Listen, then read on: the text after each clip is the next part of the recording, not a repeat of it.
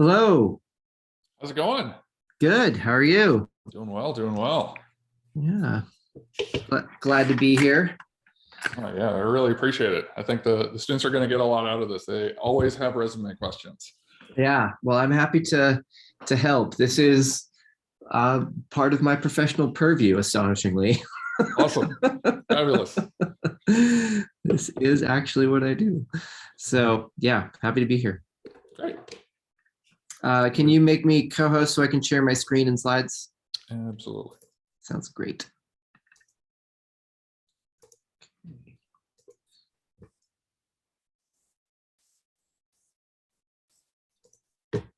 You should have it. Great. Let me just test that out. Yeah, we'll probably get a good turnout considering the early birds are already showing up. I expect a fair chunk of students to be here. And if you don't mind, I'm recording it so that we can share it around later as well. Sounds great. Let me test out my screen sharing here.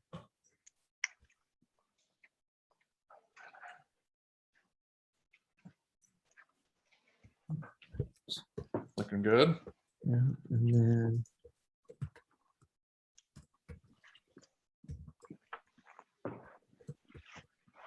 okay, so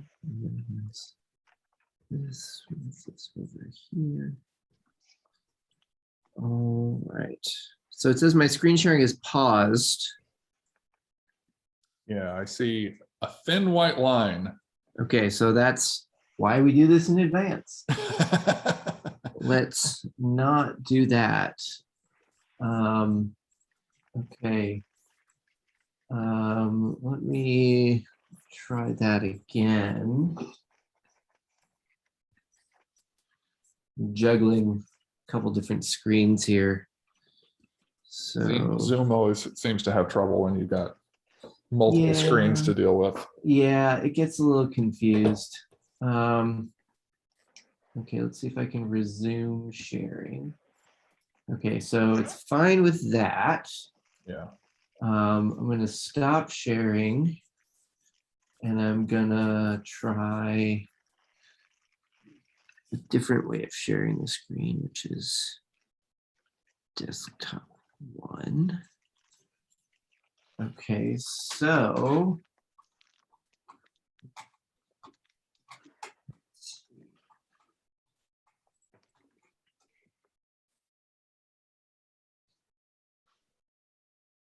all right, have we gone to white line? Okay, great. Yeah, we've gotten the whole thing. Okay, great. Then I'm gonna stop sharing and then I'm gonna use that as the way to do it when we need to start. Awesome. Great. We'll start here in just a few minutes. Sounds Students good. are still coming in. Yeah, for sure.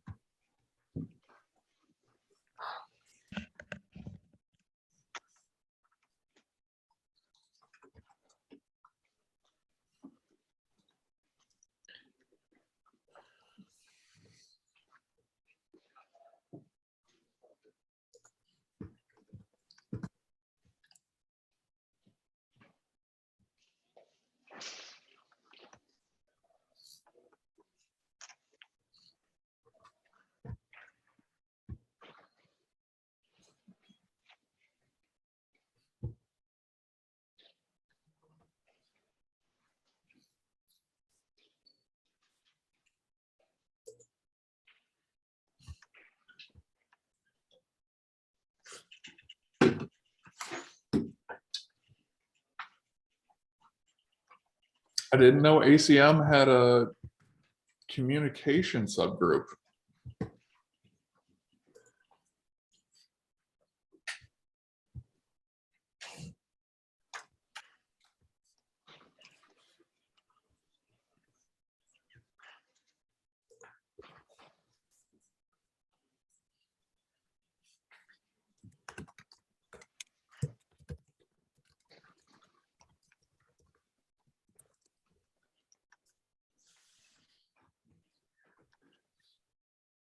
Stephen, I didn't know ACM had a special interest group on communication. That's very interesting.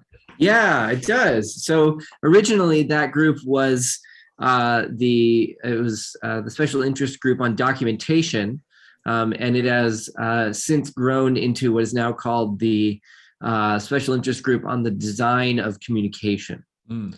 So it still has communication as its foreground. It still has documentation in it, but there's a lot of user experience and a lot of communicative, sort of professional back-end type stuff that goes into it. So yeah, it's an interesting group of folks. It's been going for it had gone dormant for many years, and then about 10 or 12 years ago, it picked back up again with a more user experience focus. That's super cool. Very cool. Very appropriate for our audience here, I think. Yeah. I'm about to send off my SIGDoc proposal next week. So I'm hoping to have that one go well. So, awesome. Very nice. Yeah. Look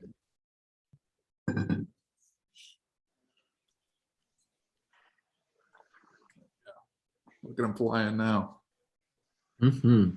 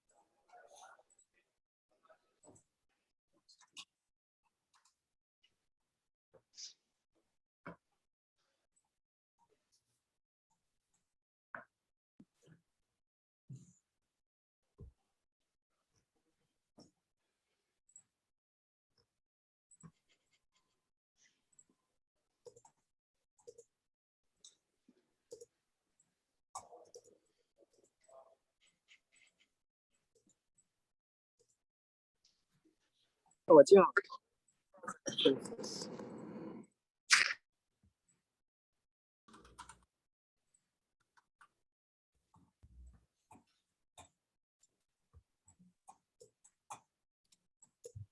right, well, I think we'll go ahead and get started. Welcome, everybody, and thank you for coming to this seminar today. It is my pleasure to introduce Stephen Carradine. He is a faculty in the Interdisciplinary Humanities and Communication. He teaches courses on online professional technical communication in the Technical Communication program. And without further ado, I'll let him take it away. Yeah, thank you, Ryan. I really appreciate it. I'm happy to be here. This is part of what I do. I talk about resumes and other sorts of professionalization documentation as part of what my job entails. So let me get these slides going, and then we will jump right into talking about resumes. If anybody has any questions, just drop them in the chat. There'll be an extensive Q&A after Stephen's main presentation also, so we can talk about some things. And I'll be sharing the recording, the slides, and and there's an example CV or example resume that Stephen shared as well that I will send out in the course announcements. Okay, so can everybody see the screen? Can you monitor that for me, Ryan? Thumbs up. Cool, great. Okay, so before we get started, I just want to point out that for some people, this may be a really challenging and difficult day. It is for me. The things going on in Europe involve friends and family of mine. And so if it's a tough day and you have to step out, I get that. I get that. So, but we're going to go forward with what we're doing here. And I'm going to talk about resumes. So it is the standard aspect of what you do to get a job. It's the first thing you think of, and it's the first thing that companies think of. So they are conceptually a balance. You want to be unique, but in ways that employers want and recognize. So if you are too unique, then you won't make sense to employers that are looking for specific things. But if you're not unique enough, then employers will understand what they're looking at, but they may not want to hire for those particular types of interpretations of your skills. So you're always trying to get right in the middle zone where you are unique enough to stand out and make sense, but not so unique as to go over the top.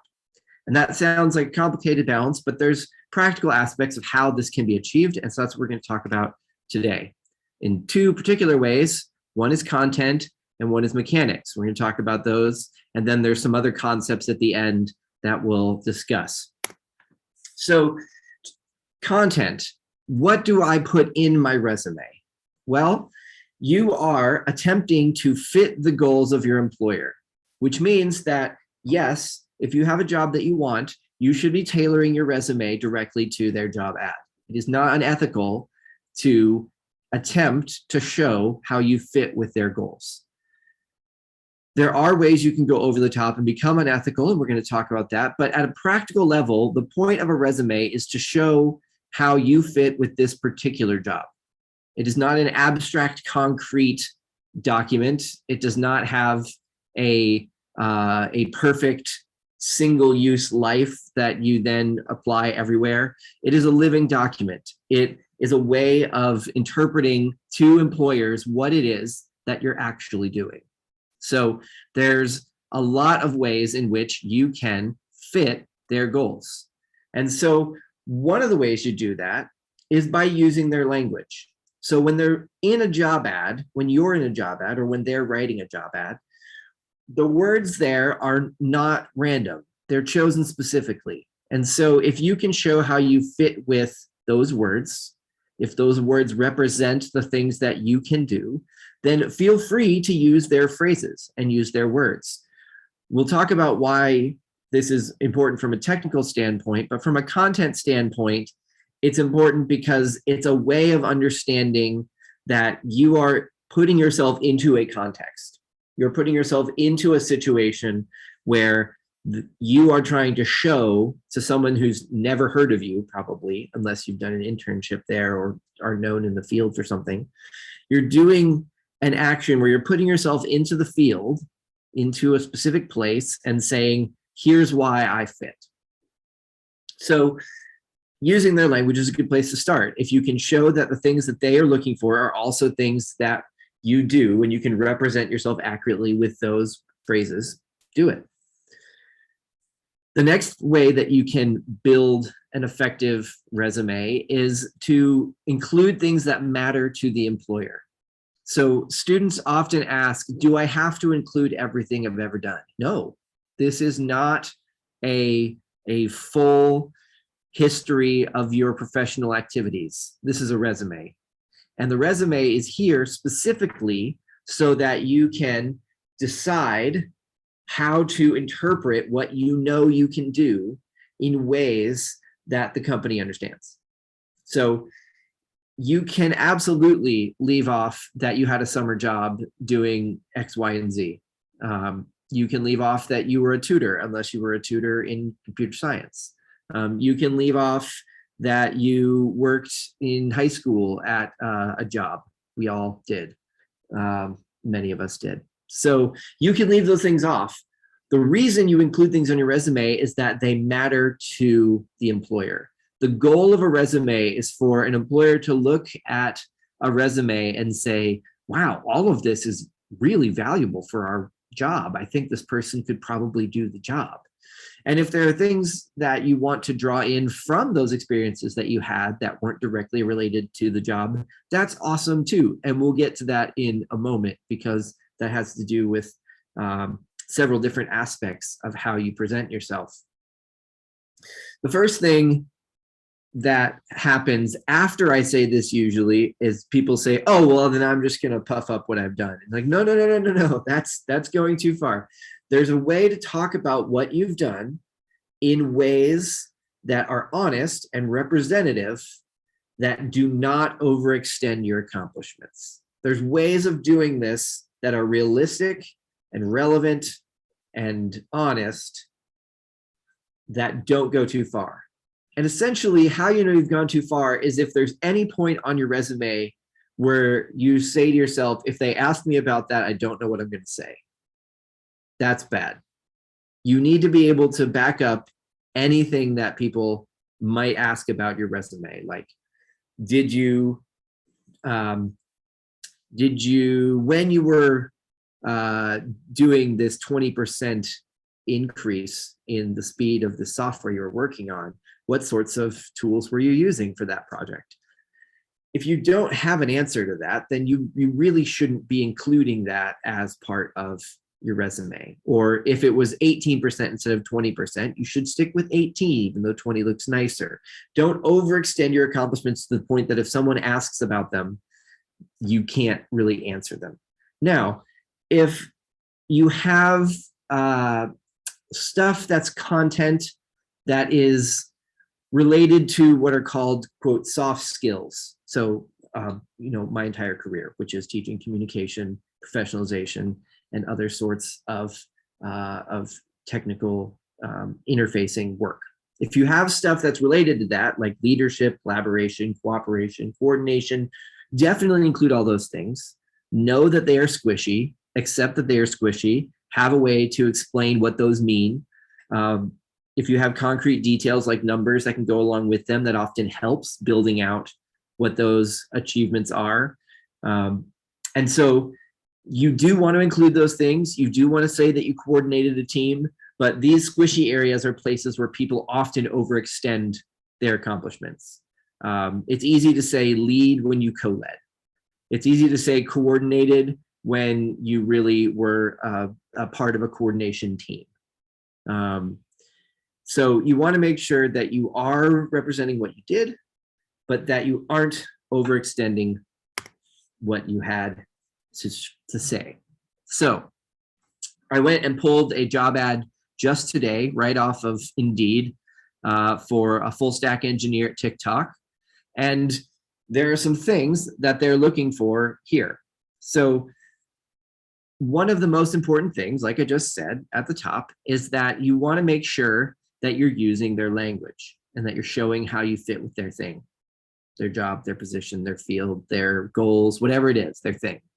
So up here, you have their overall goals for this team. See, team. So you want to show that you can fit into this. The way that they envision people fitting into this is through these two lists of things. Here are the job aspects, things you will do. Here are the requirements. There probably was a header in there somewhere, but they didn't include that. Not my problem. So here, this stuff is the operationalization of this stuff. So they're wanting to see that people will be working closely with product managers and designers to deliver user experience, build world-class products, usability, accessibility, elegance, performance, and maintainability, automated and manual test strategies, understand how the product works, build end-to-end solutions. These are all phrases you can use. If you've worked in contexts where you've combined usability and accessibility, you should make sure that you say that because they're looking for that in this particular job ad. If you've done things that you feel are accessible and but also drove performance, you should mention those. If you've done a lot of different things that kind of cover various parts of this, feel free to mention these words wherever you feel is appropriate on your resume. In fact, if you have jobs where you did a lot of different things, you might want to focus specifically on the aspects that were about usability, accessibility, elegance, performance, and maintainability. Because regardless of whether you did other things, perhaps, this may fall under elegance, but if you were doing optimization, you may not include that. Or if you feel like that optimization rises to the level of elegance, then like feel free to say so. But you want to use these words and phrases to describe the things that you are already doing or that you have done. You want to make sure that what you're saying up here, what you're responding to up here, and what you're responding to down here between the job the job description and the job requirements down here line up.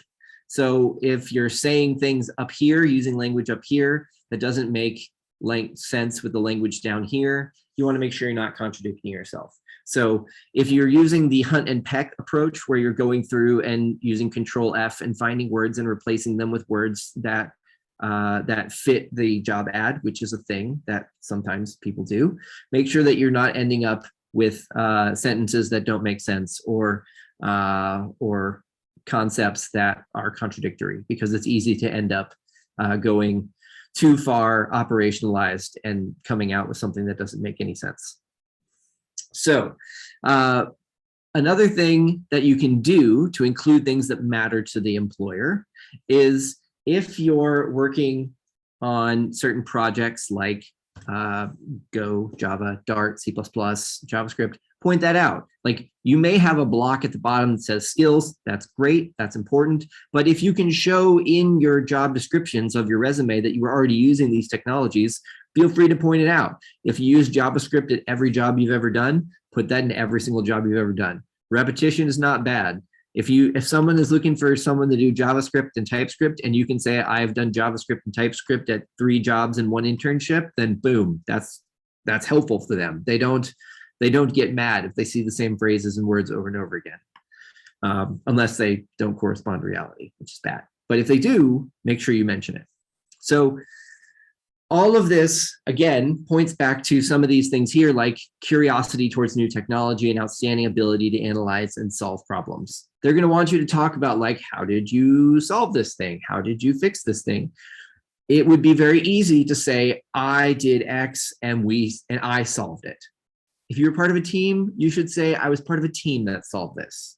That's the way you do that. They are hiring you for a team, so they expect that you are part of teams. Don't overextend your accomplishments from a team. Now, if there are parts within the team that you did, feel free to say those things. There's lots of differentiated bits within a team. But if your overall team achieved certain goals, say how you contributed, but don't say that you achieved them. That goes too far, and that starts to look unusual. So those are some concept-related things. You're going to be describing your content in ways that make sense to your employer. Now let's move on to mechanics. These are some of the mechanical aspects. What should it look like sorts of things. In general, in the year 2022, you want to use as little formatting as possible. It is tempting, especially if you are on front-end development, web design, UI, those sorts of heavily front-end and front-facing design sorts of work, to make your resume look beautiful. Unfortunately, that's not ideal. And we'll get to that when we talk about AI checkers. But in general, you want to use as little formatting as possible. So you want to minimize color and italics and bolding and strike throughs and design elements and tabs. And if you can make it as boring as possible, as left aligned and Roman 12-point font as possible, that is ideal. Because you are going to be submitting these to a mystery box. And the mystery box is when you send off your resume, you don't know if it's going to an HR person's inbox or an AI resume checker. And AI resume checkers are dependent on being able to translate your resume into plain text effectively and then running it through searching algorithms. So the more plain texty your document is, hopefully in .docx, although some systems have started asking for PDF and then scrubbing it right out of the PDF, which just is horrifying to me.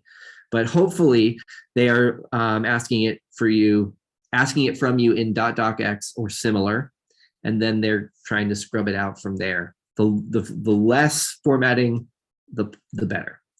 Similarly, standard fonts. If you have a nice looking font, that font is going to disappear. So you might as not well waste your time picking nice fonts. That's a bummer. I love fonts. I'm a big fan of Franklin Garamond or Franklin Gothic Medium, also Garamond, but Franklin Gothic Medium. It's not a good idea to use it. It may not appear on every machine. So you want to stick with your basics.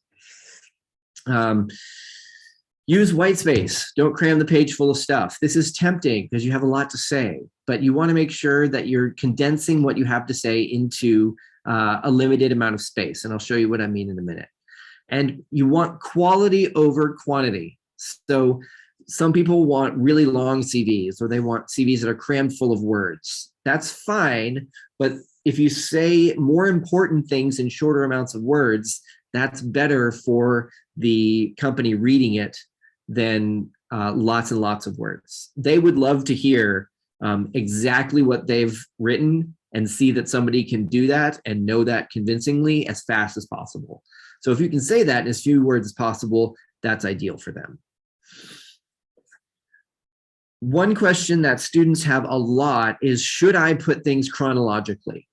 And there's not really a right answer here, but the way that I prefer it, as a person who's been on the hiring side and on the teaching people how to hire side and the applying side, is that the most relevant content should come first. This is just a practical matter. People read from the top of the page to the bottom and from the left side to the right. So the most important thing should be in the top left because that's the first thing we're going to see. Often people put education there. If that's what's the most important thing, if that's the thing you think is going to get you a job, go for that.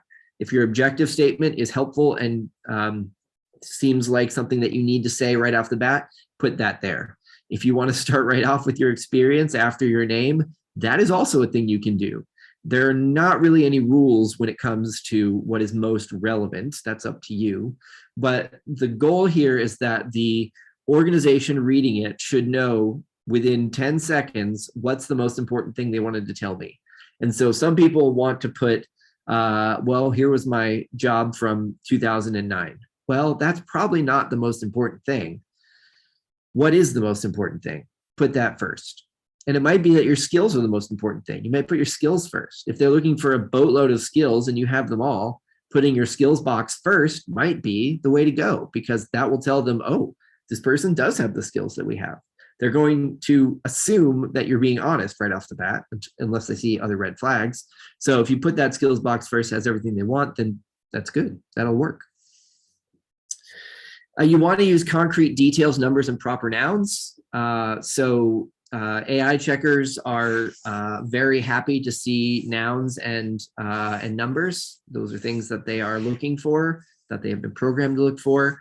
So you want to make sure that those exist. Don't write out your numbers. Use them in numeral digit form. One, that saves space. Two, they get picked up and both by humans, eyes see them early, and by machines. So make sure you're doing that. And then consider your adjectives and adverbs carefully. There's contradictory advice on the web about this if you're looking up resumes. Some people will say, like, get those adjectives and adverbs out of there. There's no reason for you to be assessing the adjective or adverbial quality of your work. You should let other people do that. You should let the facts stand for themselves. Other people are like, well, actually, if there are adverbs in the job ad, like, you should be using those adverbs and those adjectives because those are the sorts of things they're looking for. So describe yourself the way they want you to be described. Also fair. So, and then there's some people that say, look, be honest, tell your story, shoot your shot, tell people what you think about yourself. These are all positions you can find on the web. I say somewhere in the middle. Use adjectives and adverbs when you think that it really helps. If there's something that you want to pop, if there's something that's right at the top that you want to get across, if there's a collaboration or coordination skill that is really prominent that you want to use an adjective or adverb to describe, go for it. I try to minimize them, but I do use them. So I think you have to be sparing but wise. So this is a example CV or resume. It is one that I used when I was doing a lot more consulting and management work in arts, which was my prior career. So I just sort of froze this one in time at around 2014. Actually, looks like it goes up to 2015 on this one. So froze it in time around 2015. I used it as an example. So practically speaking here, everything is left aligned. There is an objective statement. Yes, we'll get to that in a minute. I wrote out my most relevant education, which was my Bachelor of Arts in Journalism. I actually had another master's degree in there, but it wasn't relevant to this resume, so it's not on there. Should you do that? Probably not. If your master's degree is relevant. If it's not relevant, don't put it on there. It's not particularly valuable. Some people get really hung up on an honesty issue, like I have to list all my degrees. You do not. So I have this broken up into two categories here: arts management experience and text experience. So if you have different categories of things, then you should point that out. Like, you don't have to just have everything in one big block. Everything is left aligned. There are the bullets are aligned. The text is aligned. The white space is consistent. There is on the right side, it's left, it's right ragged, which means that it's not justified. That's intentional. If you write a line or justify your text, you'll end up spacing everything out oddly in the end. And I don't think that it gets you very much in the way of design credit. So I say left align everything and just let it be ragged. One of the things in here is consistency. So pointed that out above, or actually it's on the slide above. Consistency. And everything here is the same font size and the same font. The headers are the same size. The title, my name, is a different size. You want it to be as boring looking as possible. There is nothing exciting about this document from a practical perspective. There's no design wizardry. There's no color.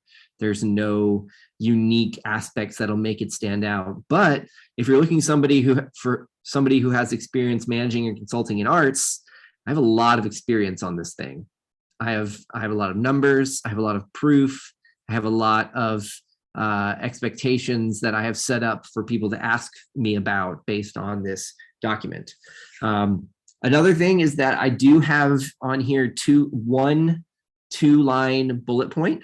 So sometimes you just have to do a 2-line bullet point. It just has to happen. I vastly prefer having 1-line bullet points when I can get it. It just looks nicer to me, but could not figure out a way to get that first bullet point under consultant Gray Havens shorter than that. So I didn't bother. Also, this is a real minor note, but if you have one item under a title or a header, you don't actually need a bullet point because bullet point signifies a list of 2 or more. So that's why there's no bullet point there. That's not a mistake. Some people like putting it in anyway, just to show that hey, I knew what I was doing. I didn't make a mistake, but I live with it. So all of that in there is the technical stuff. Some of it is there by absence, right? There's not a lot of fonts here. There's not a lot of color here. There's very little bolding. There's very little, there's no strike throughs as far as I'm aware. So this, I also have, Ryan mentioned, I have a version of this that I'll be sending out that is annotated. So you can see some of the ideas that I had as I used this. I've been mentioning AI checkers. They exist. People use them. Don't try to game them. People have seen it all. People have tried to put the whole job ad in white text at the bottom so that it wasn't seen by a person. The computer sees it. People have tried to put it in a text box behind the text, also in white, so that it wouldn't show up immediately. It doesn't really work. If you have too high of a match with the job ad, they will throw you out for spam. So they don't actually want you to match perfectly. they do actually check the numbers. They won't just like shuffle you on because you made a high match. If you have too high, it's suspicious. So do try to use their words to describe their concepts. They are looking for keywords. Many of you have done algorithmic search work and you know that keywords are real, and so do that. Again, proper nouns. Some of you may have seen the Reddit resume where everything is garbage except for the phrases Microsoft and Google, and those resumes still got a interview. And this was seen as proof that resume checking is bankrupt and terrible.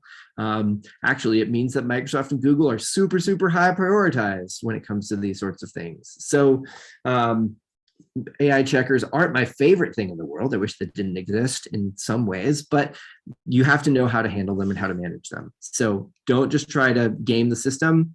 That won't work, but do use good proper nouns and do try to describe your concepts using their words. Other big questions: should I have an objective statement? Only if you really have something to say. So if you're in a career transition, if you're moving from one field to another, you really should point out that you're moving from one field to another. Otherwise, they'll think you're spamming them. That's a great reason to use an objective. If you have a gap in your resume, if you were caretaking for a while, if you were doing a gap year, if you were doing other things, you can use an objective statement to paper over some of that.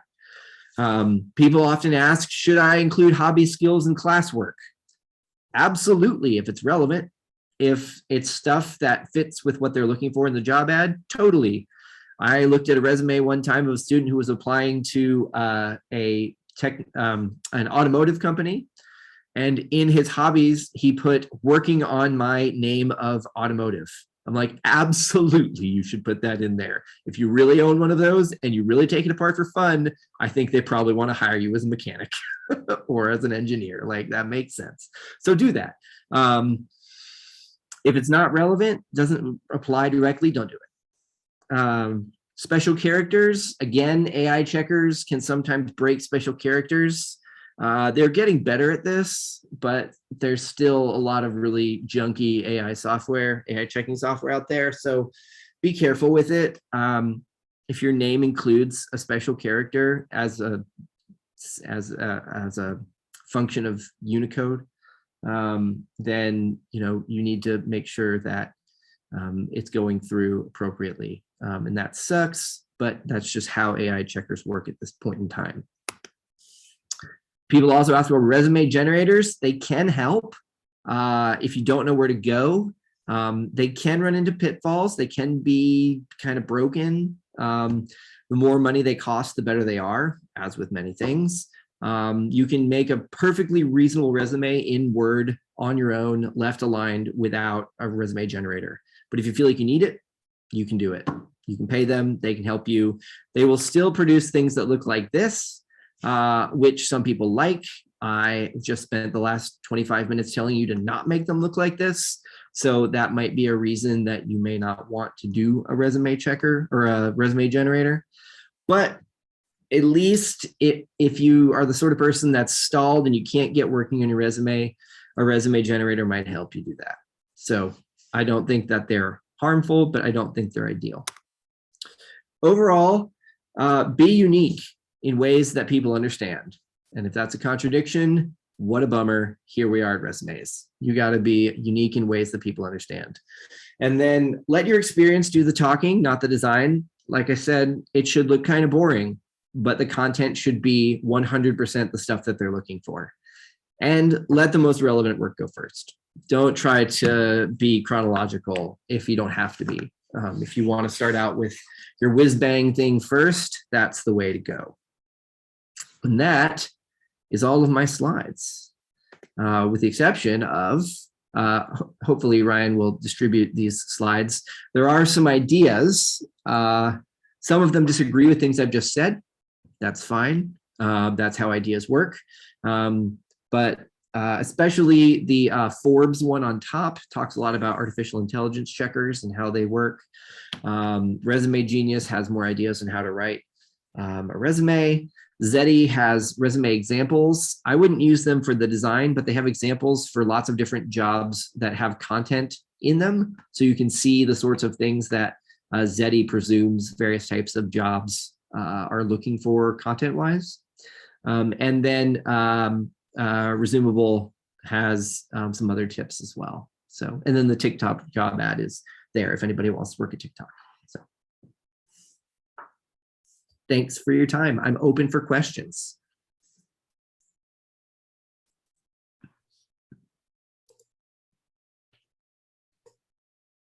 There's one in the chat. Nicholas says, what if you really don't have any relevant work experience? Should you still list a couple of places that you've worked to show you've held a job? Yeah, but I would not presume that you're going to be a strong candidate for that job. I wouldn't put all your eggs in that basket, because if you don't have the sort of relevant experience that they're looking for, and I would say that work experience can extend to, I mean, you can list classwork, you can list languages that you know, frameworks that you've worked in, projects that, you know, open source projects that you've worked on. You can get really creative with how you show experience. Yeah. There's plenty of people that have listed open source stuff that is almost more valuable, or sometimes even more valuable than the jobs they've held. So if you've done stuff, if you can do the job, if you feel like you want to apply to this and you can do the job, whatever ways that you have to show that you can do the job, you should prioritize those. If you don't really have a way to show that you can do the job other than I would really like to work here, you're probably better off spending your time tailoring the resume for something else. One of the, you mentioned open source and like projects and stuff like that, class projects that stand out, and student organizations that have a technical focus are great things. I try to advise my students that, you know, you want a story about how you approach the technical problem, and wherever that comes from, whether it's a job or not, is experience that you can share. Absolutely. Yeah, class projects are great if you can explain them and contextualize them.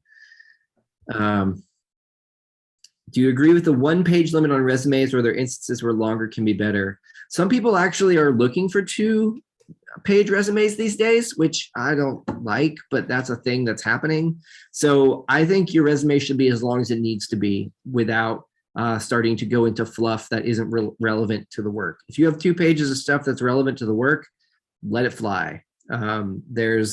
There seems to be a trend to letting people have longer resumes right now. I don't know if that's because it's even harder than usual to hire top candidates or what, but yeah, people are sort of willing to go for 2. I still try to get mine down to 1, just because I like the sort of gestalt of being able to look at everything that I'm offering on 1 page, but people are looking for 2-page resumes these days in some places. Is it worthwhile to bring up exceptional works in other fields you might have worked in, such as physics or biochem?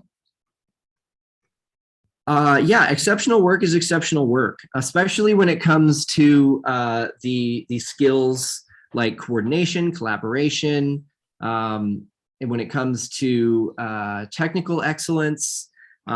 If you can frame any work in the ways that would be relevant to them.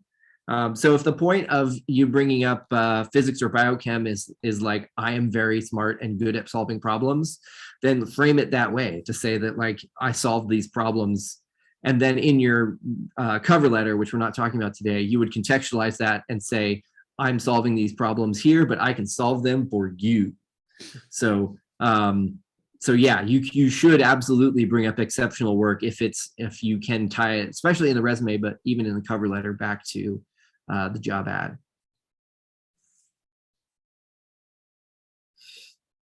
I've heard from career centers and things of that nature that a multi-page resume is bad. What are your thoughts on cramming on 1 page versus multiple pages with white space?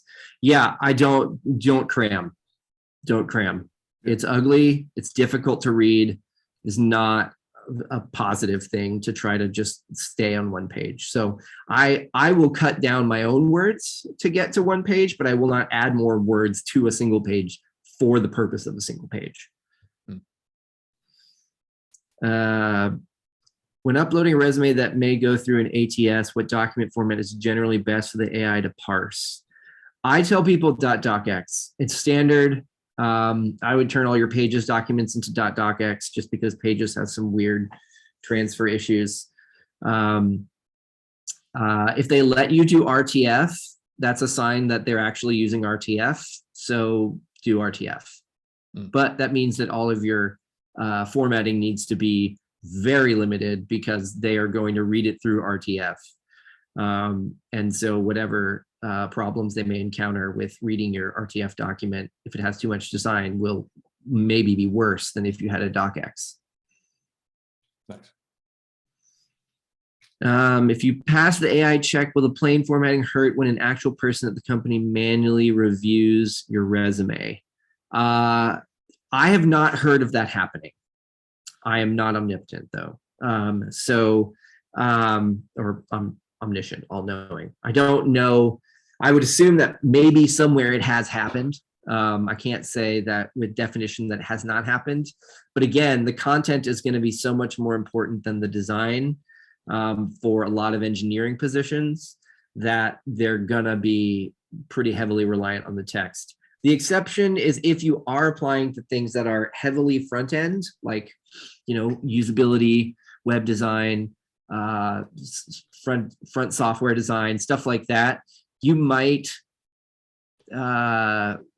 test it out, right? Like they may, you can probably RTF your own document and see what happens if you plain text it and get a sense for what it's going to look like if all the design is taken out.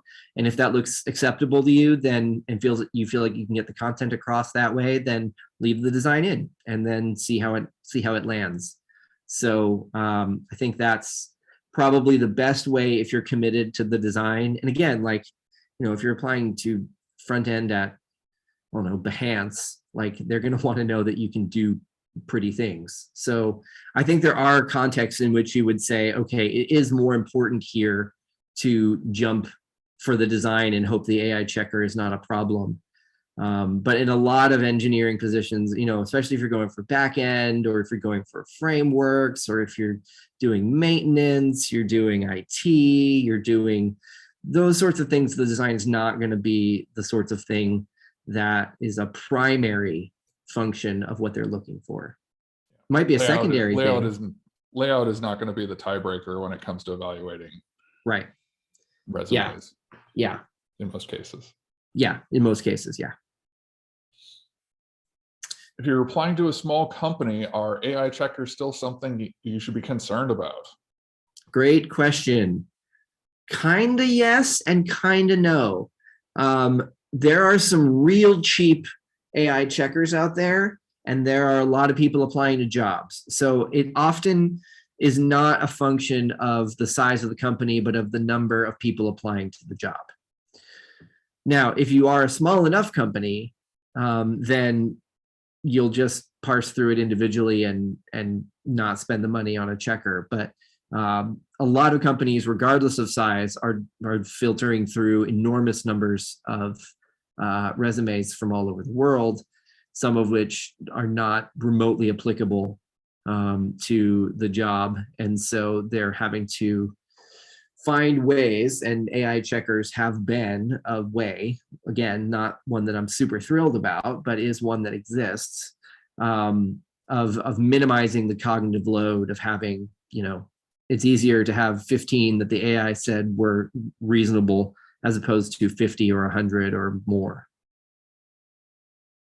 So I would say kind of yes, but if it's small enough, then probably not. I don't know. I don't know what the threshold is. That's a squishy number, but it can't really hurt you to prepare for it. Right? Yeah. I think that's true. But I do think there is a downward limit at which you would not expect an AI checker, but I don't know what number that is.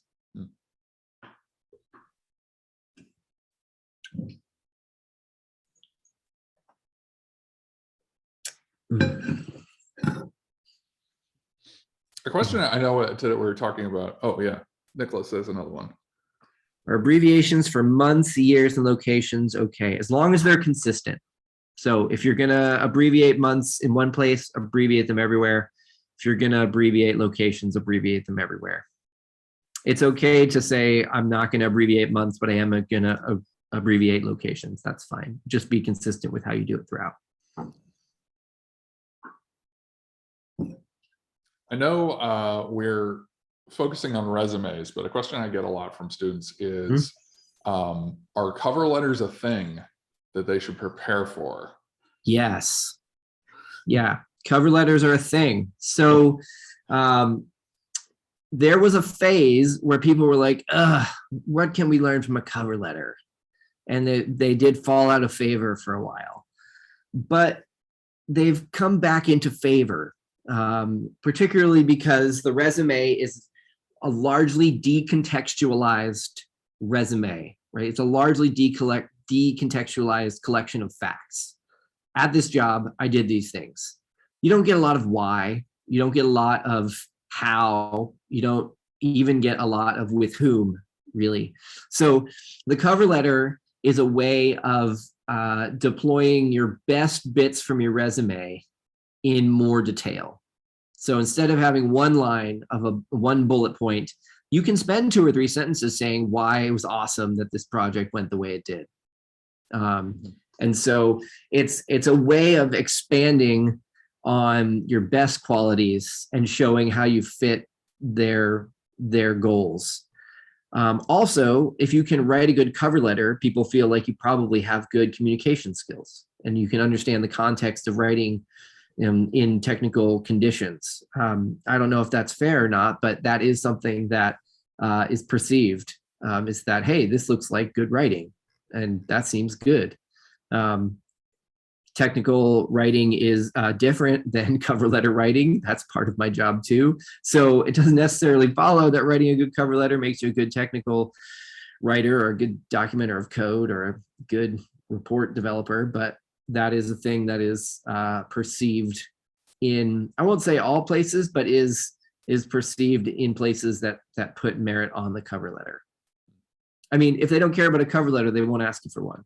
So, but a lot of places will.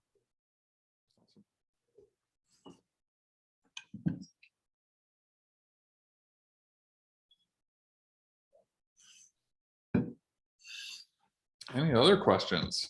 Yeah. So maximum length for cover letters. Usually cover letters are 1.5 pages, 1 to 1.5 pages. A full 2-page cover letter seems very long. And even 1.5 would be more for a 5 to 10 year position in my estimation. Although there are times in which you'd have a longer cover letter for an entry or 2 to 3 year job. I think in general, I like to stick to one page cover letters for the same reason I like to stick to 1-page resumes. It just looks nice to have it all there. Have I resorted to 10-point font on cover letters before? Yes. So it is a little bit of a game at that point. The cover letter is a little less rigid than the resume just from a structural perspective. Paragraphs are a lot easier to mess around with than bullet points. So yeah, I would say for any job where you have 1 to 5 years experience, or any job that calls for you to have 1 to 5 years experience, I would have absolutely no more than 1.5 pages of a cover letter, but I would mostly advise my own students to stick to a page. Is it bad to have a generalized resume you submit to companies you're not as critical of getting into, like a non-tailored resume? I mean, it's not bad. There's nothing morally wrong with sending in a generalized resume. It's just not going to be as good of a fit usually. So, I mean, the ideal situation is that you have a set of skills that you have identified jobs that are fit to those. And then you have them prioritized from like, here's where I'd really like to work, all the way down to like, I mean, I would go there if I had to. And then, yeah, you could submit your non-generalized ones, the tailored ones at the top, and you can submit, somewhat tailored ones in the middle, and then submit a generalized one at the bottom. And if the people at the bottom of your personalized list of of jobs want to still interview you after they receive this generalized interview or generalized resume, great, like you have an interview. But I don't think that you should assume that everybody is putting them at the bottom of the list. I think that there are tailored resumes for almost every job. And so if you don't have a tailored resume, you're going up against people that do.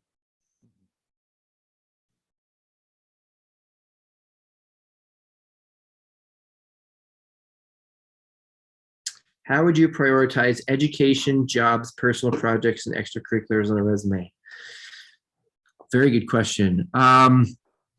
So beyond the guideline of most relevant stuff first, if you can figure that out collectively per section, I would say that people are most interested in jobs, then personal projects, then education, then extracurriculars, unless, again, your extracurriculars are highly related, right? Like if you were if you were the president of the We Build Frameworks Here club, and you want to go to a place that's building in emerging frameworks, like that's super important. And you might want them to know that you are the sort of person that is super stoked about like weird versions of Angular and stuff. So, I think that you can always prioritize the most relevant thing first. It might be a little odd to have extracurriculars at the very top before your jobs. But again, if you do that, people will say, why is this here? And then they see your first extracurricular and they're like, oh boy, that's why that's there. That makes a lot of sense. That seems like the sort of person that we'd like to interview. So I think in an abstract world, you would say jobs, personal projects, education, extracurriculars, but in reality, any of them that are the most relevant go first. Put your best foot forward at the top and then go downward from there. If that means that you have like extracurriculars, personal projects, education, and then jobs at the very bottom, that doesn't really matter. People are still looking for if you can do this job, not if you have had other jobs in a vacuum.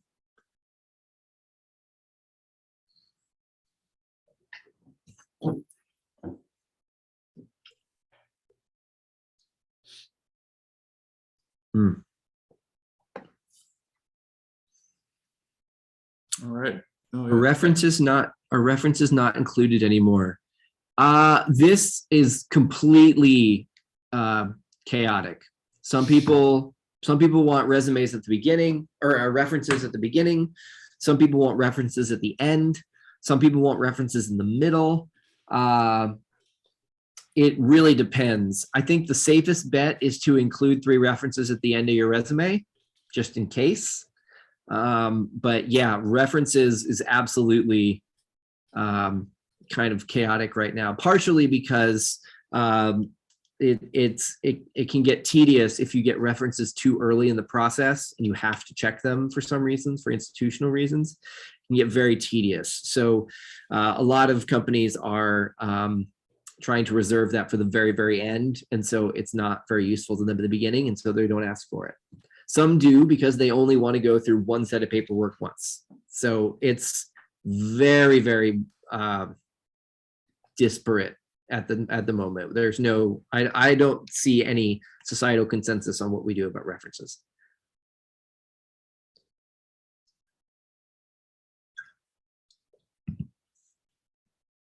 Any other questions?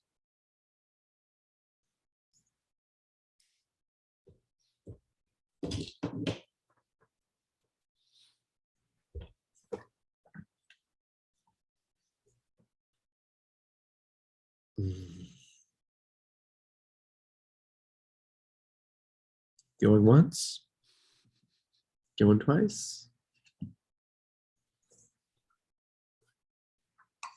I wish Zoom had like the typing indicator. There we go. Yeah. You're welcome. I'm glad to be here. It's fun to talk about this stuff. It's always changing. I just added the thing about resume generators recently because resume generators are starting to be a thing. And so there'll be something else in resumes soon, and we'll talk about that. But in general, if you tell them what they want to hear in ways they understand that accurately represent what you can do, you have achieved the goal of the resume. So. William said, what do you do if you have no work experience? Great question. You prioritize whatever else makes you think that you can do this job. If it's classwork, put classwork. If it's open source projects, put open source projects. Put whatever makes you think you can do this job, put that in there. And explain that in the context of their job. You can even, like, open source projects are things you can go out and do. So if you have, like, if there's an application process or a job that you're shooting for and you got a couple of months lead time, go and do a thing that'll make you a stronger candidate. Right? Do some polls. Yep. Cool. Yeah. Awesome. Well, best of luck to y'all as you go on out. It's a pretty good time to be putting job ads out, honestly. So so you're in a good spot. I graduated in 2009, right in the middle of the Great Recession. So you're probably gonna have a more fun time than I did. Awesome. Awesome. All right. Well, thank you so much. This was extremely informative, and I really appreciate your time today. Great. Awesome. I might be hitting you up for a cover letter seminar. I'm ready for it. Awesome. All right. I'll talk to you later. Thanks all.